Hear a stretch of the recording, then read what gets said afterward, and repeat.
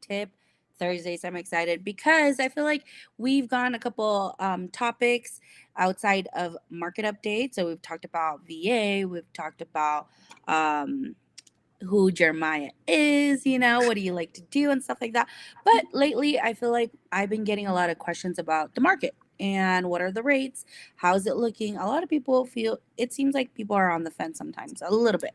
So we want to just kind of tackle that today and see how it is going now, and what's Jeremiah's um, prediction for the next couple months.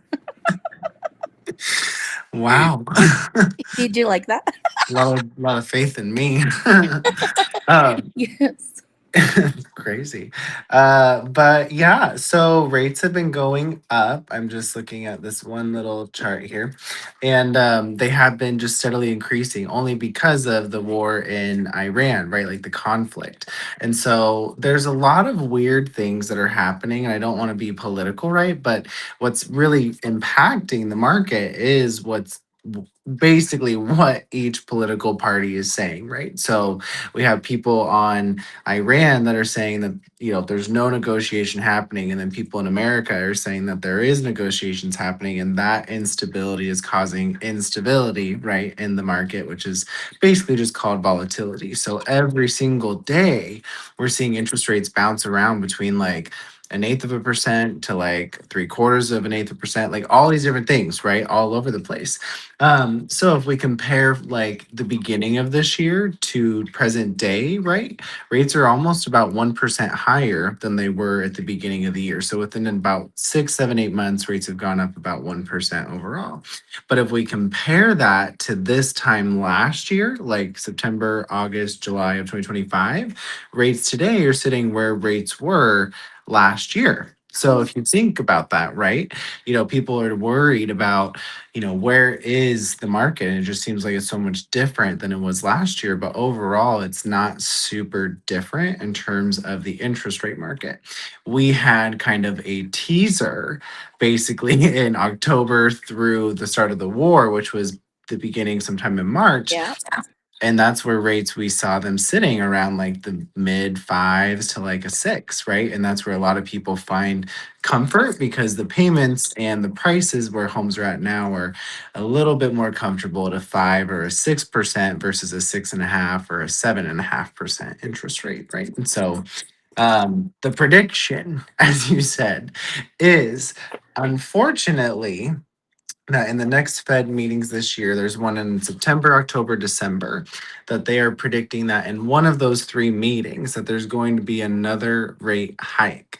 Mhm. But they're saying that most likely, if that happens, the interest rates for mortgages won't change, only because as of right now, they're already pricing in that guess by about 54% of people investing.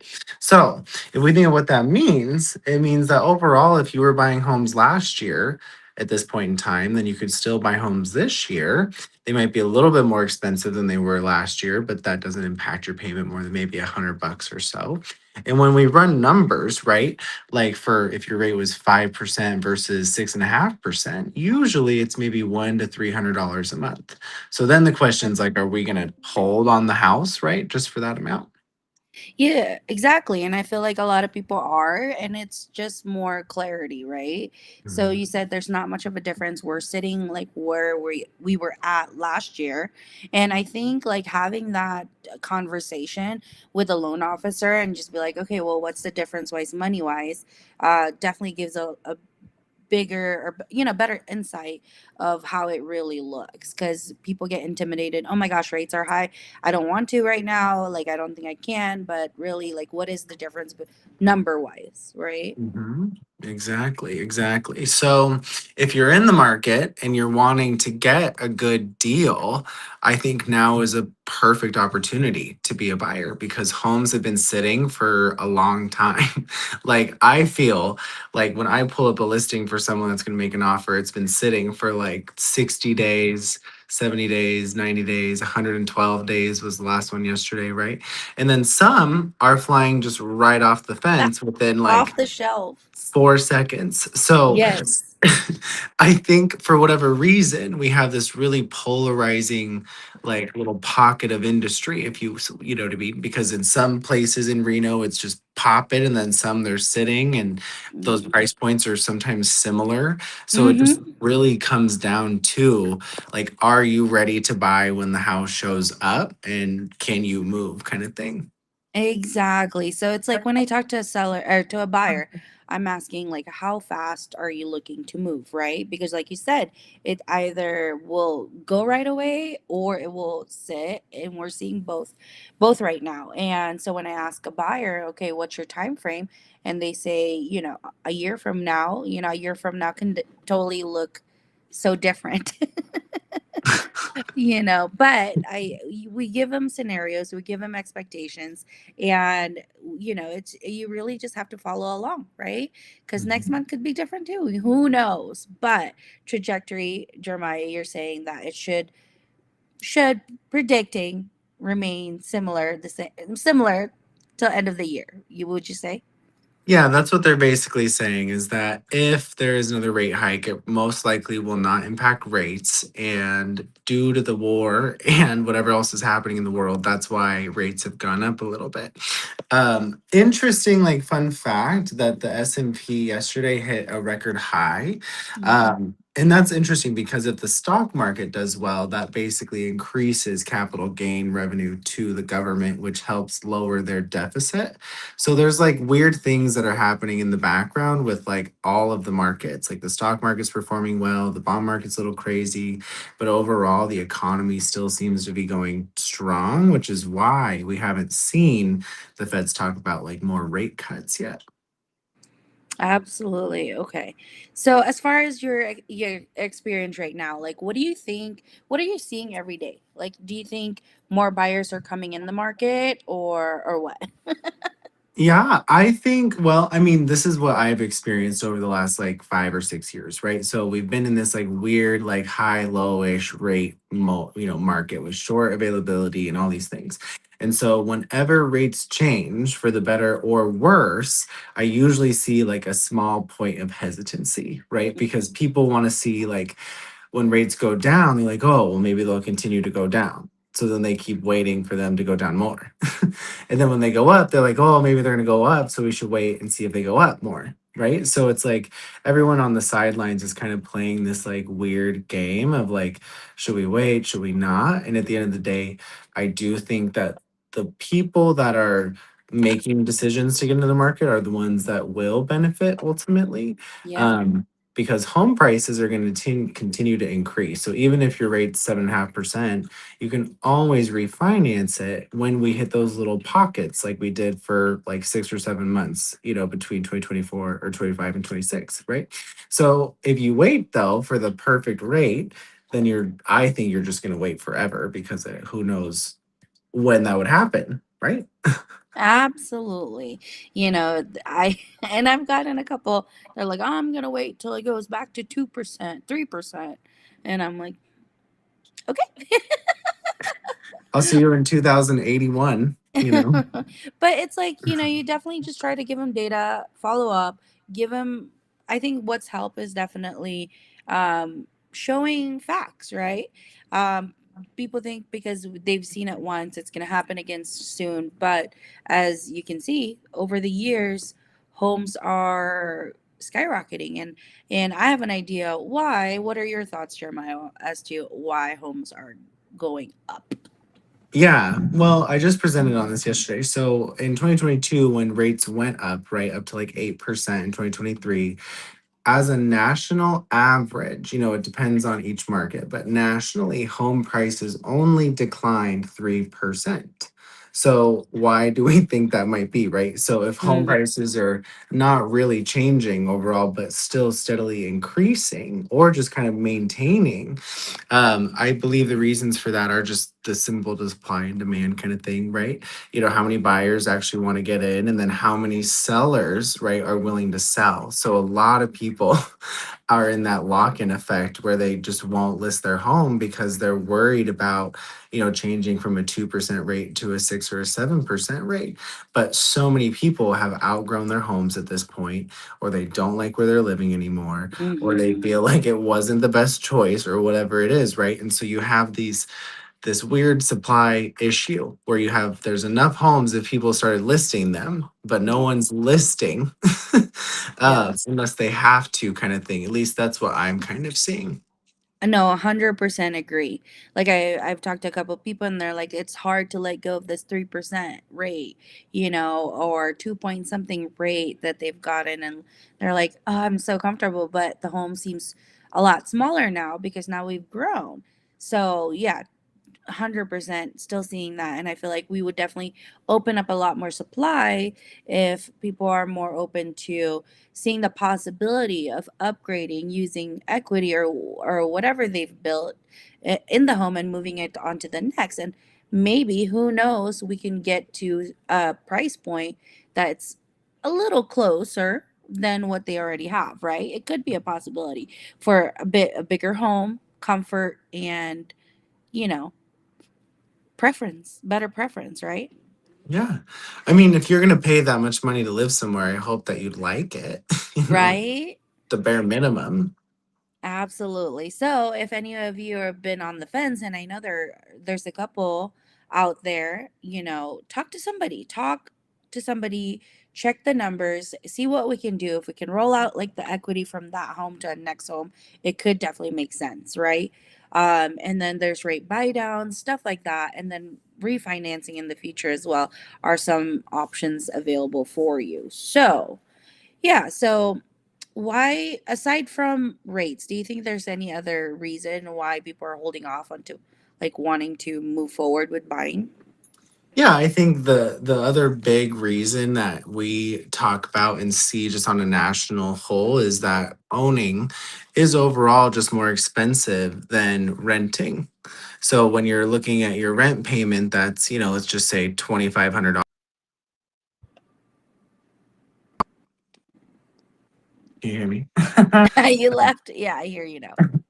Yeah, so if your rent, let's just say $2,500, but you want to buy a house, and the house that you like, the payments, $3,200, right? Like Mm-hmm. some people are just not able to make that work, right? And that's not like crazy. A three, Mm-hmm. $4,000 payment is not a small payment. And so I think that is a big piece we're seeing, is you have a lot of people that don't want to list. You have a lot of people that are able to stay renting and pay maybe just slightly less than what it costs to own. And so if you have that weird kind of dynamic, right? It's like what's the pocket of people that are actually making moves? And that's why it's such an opportunity right now, because I feel like you can typically get a decent deal um, Mm-hmm. on some of these places. Okay, so I have a question for you. Let's say I'm somebody that has that 3% rate. What would you tell me that if I'm emotionally stuck because I have that amazing rate? Well, I think it depends like on the scenario, right? Like I was talking to a family this Yeah. week and they were talking about how like they want to move because they feel like they're kind of, crammed in their house now after having two kids in the last couple of years, right? And they're like, Yeah. but we can't stomach it. We have a 2.5%. We know that the rate would be closer to like 6 to 7. Like we just don't want to do it. And Mm-hmm. the question then just became, how do we, if we were to do it, make it happen? Because that's my role. Like, even if you tell me you don't want to do something, like my role is to tell you all the options of what you could do, and then you can decide. So, they're like, we can't hold on to two mortgage payments.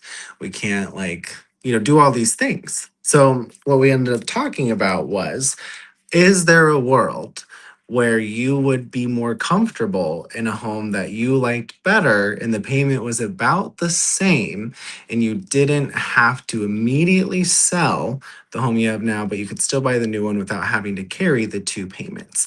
And they're like, well, yeah, that would be great, right? So then we start running those scenarios. And so when we run it, it's like, okay, the other question is, like, if you have the two kids, you obviously can't stage your house when you go to list it because there's going to be so much stuff in there, is what you're telling me, right? Because you're Hmm. just overcrowded. And that was kind of like a light bulb moment of like, how do you structure the financing? But then how do we even like sell the house if you're telling me that you're so crammed in, right? So there's so many things that we have to kind of peel back. But if you just look at the rate, like one number, right? A single digit, and that Hmm. makes your whole decision. It seems to me that that would be like crazy, right? Absolutely. I think it's just peeling off the layers and explaining it, Yeah, one step at a time, to some people, make it make sense, right? But yeah, no, exactly. I love that. So if you or anybody that you know that's in that type of scenario, that's kind of like, well, I love my rate, but I don't love the house anymore because of this and that. Well, then we'll sit down with Jeremiah, talk Yeah, numbers, make he'll help you make it make sense so that we can get you to the home that you love, right? And not yeah, have to just kind of deal with just because of that rate. So it's possible. We just got to work up some numbers and find a solution, and see what we can do to get there. exactly. And now I have something for you before our time runs out. This is kind of geared more to the buyers because I'm also hearing this a little bit, right? Like the biggest myth, like credit score. What are your thoughts on that? I want to kind of just put it out there. Like, if you're worried you're not there yet, like, you know, tell the viewers, like, it's okay. We can see, we can check, and we can plan. So, what are your thoughts with credit score? Yeah, like so a lot of people don't have like perfect credit, right? Like and perfect credit's like 850. Like I've only seen maybe like 4 or 5 of those ever. Like people don't have an 850 score.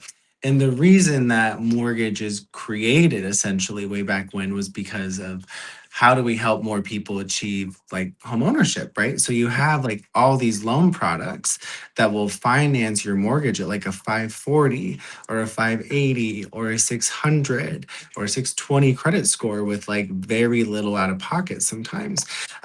So if we were to run it and your score is like 450 or like 500, right? Like there's usually reasons for that. Most of the times that I see are just because we didn't make, all of our payments on time, or we let accounts go into collections, or maybe we just, I don't know, maybe you had two credit cards and they both got charged off. Like I have no idea, right? But we can look at it and then come up with like a whole plan of like you telling me, right? You want to spend X amount of dollars and this payment and all these things, and what kind of credit score and loan program translates to those goals like the best kind of thing. And then how quickly can that happen?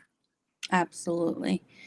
I love that. So, anybody watching, you don't have to have a perfect credit score, No. 700, 600s. If you're in the 500s, check and see. You might be way Yeah. closer than you think. That could Mhm. be like a month of work of you working on your credit, possibly couple months, a year. You never know. Just ask, because then if you don't, then you're going to be in a limbo, and a year from now, you're going to be in the same boat. So, it's Yeah. good to just talk to a professional. There's no harm in doing that. Consultations are free, Mhm. and get the details you need, and move forward with a solution. So Yeah, I I mean, love can you it. believe it? Right? Like we would look at your credit and give you a whole financial plan for zero For free. dollars. So, and I think Zero. that's where people just, are hesitant, like, oh my gosh, I don't want to, because, they, I don't know, there's a lot of fear, right? With just even Mhm. talking to someone. But we want to hop on here and tell people, no, it's absolutely free. You can book an appointment, book a consultation at no cost with Jeremiah. He'll give you your time and plan a solution to get there. And you'll be surprised sometimes. Yeah, I mean, I But can't tell just you how you have many to do the people it work. helped. Yeah, you have to do it, right? But there's so many people that we pulled bad credit for, and you can say bad credit is so many definitions. I've had people that have 700 and they're like, "Oh, my credit's so bad." It's like it just is what it is, right? Yeah. So as long as you do the plan, we've had a Hmm. lot of people eventually qualify and buy. Yeah. If there's a will, there's a way. I always say Right. that. If there's a will, there's a way. If it's not now, when? You know. So that's why when people say never, I'm never gonna get a home. It's like no, yes, you can. If there's a will, there's a way. We can work towards getting there. It's all about just Exactly. timing, time, putting in the effort. Yeah. So just as a rapid fire, we're almost at our time limit, but just to get to know you, some rapid fire questions. So, first thing that pops in your mind, one thing you're optimistic about. The future. Awesome. One mistake buyers should avoid. um, One mistake buyers should avoid: not starting on your pre-approval. One thing sellers should know. That listing their home when they list it doesn't necessarily matter if they have the right agent. Yes.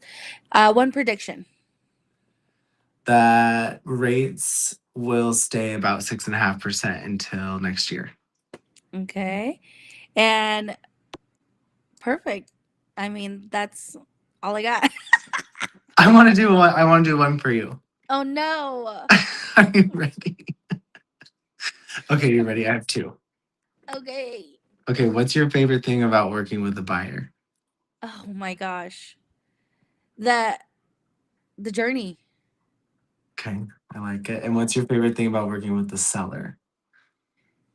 finding the best solution to sell their home. Perfect. Okay, so between the both of us, you like finding the solutions and all the details, and I like doing all the numbers. So it seems like we'd be a perfect team for anyone watching this. I love it.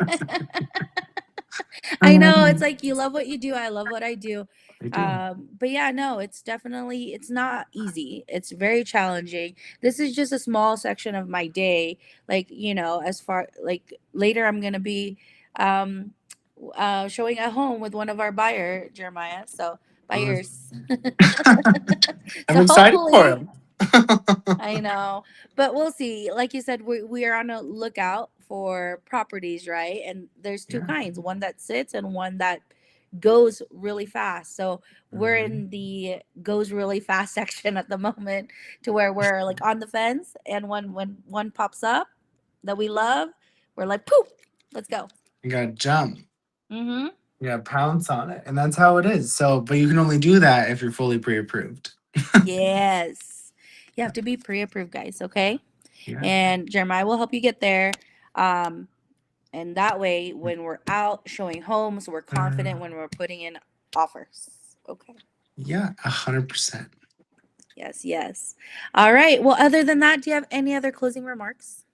No, just don't be afraid of the interest rates. And if you do run the numbers of waiting to buy until you think rates will hit 2 or 3, 4, 5%, the opportunity cost is pretty significant. We were running those numbers for someone recently who said they were going to wait 3 years because they believed in 3 years exactly there'd be a new president and rates would be lower.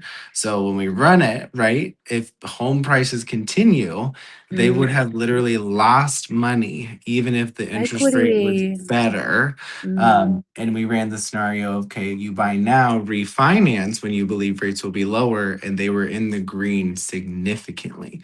So it was very interesting to run that scenario. So just don't be afraid of the numbers. You just have to do it. 100%. Because I had just a quick story. A new build, right? Right when they launched, they were at 400, around in the 400s. And then a year later, they're like 450, 460, just within a year. So Mhm. imagine like even other properties just accumulating some equity over time, right? Yeah, So 100%. yeah. And I could tell like another story. Well, Uh, yeah, like please. at one, like just personal, at one point I thought this home was a lot, right? At that time to me it was a lot. It's like bought it for 196 and now looking at the market out in Sparks. Yeah, for a 4 bedroom, 2 bath, 1 story home by the golf course, a small one, small. It's by Vista, it's not by Vista, by Costco, Sparks. Mhm. Now they're selling in the 600s. So I'm like, OMG, You've you know. tripled its value. Yeah, so it's like, and if I didn't jump at that time and just say, yes, I want to get something for my family, then I would have never gotten that property and it's not working for me right now, right? Because now it's an Airbnb. So That's yeah, crazy. 1,300 is my mortgage. It's my, I Woo! love it. I But that's mean, just a yes. story, right? Like that could be anybody. At that time I'm feeling the way buyers are feeling now where it's just a lot. Like that was a lot to me Mhm. at It's that a lot. point, right? I'm a single mom, 3 kids, working, and when I made that decision I was like, can I even do this? This is too much. But now, 2026, I'm like, whoo, I'm glad I jumped. Yeah, I mean, seriously, I feel the same when I bought my house. I was like, oh my Yeah. gosh, this payment is big.